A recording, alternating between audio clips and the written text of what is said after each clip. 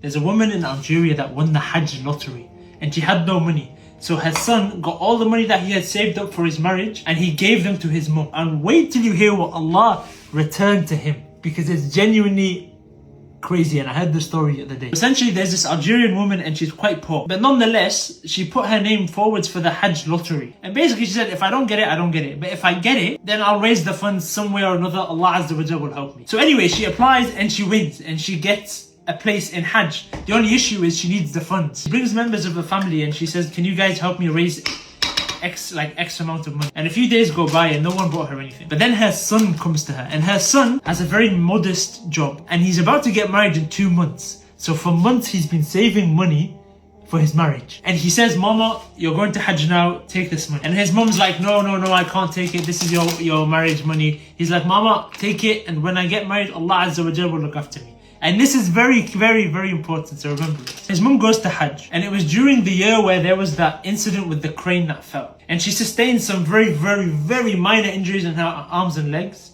She went to the hospital, she gave her details, she finished Hajj, she then went back to Algeria. Now at this point, there was only a month left for her son's wedding. She basically brought members of her family and said, my son's getting married next month. He gave me all his money for Hajj. Let's try and raise him some money so that he can get married, so he can do a honeymoon, have a house to rent, etc. But the family members say, we couldn't even raise money for you to send you to Hajj. There's no way we're going to be able to raise enough money to give to your son. So anyway, one day she gets a call and it's from the Saudi embassy. And they're like, are you so-and-so? And she's like, yes. She's like, well, we need you to come to the Saudi embassy. So she goes to the Saudi embassy and they say, you were involved in so-and-so accident, weren't you? And she was like, yeah, I was. They're like, okay, we need to give you this.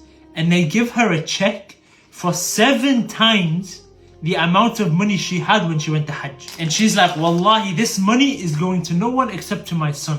She gave this money to her son. Her son was able to rent a house, to buy a car, to get married. Yes. And to start a business. And this reminds me of an ayah from the Quran where Allah says, whoever gives for the sake of Allah is like giving a grain. And each grain will sprout into 7.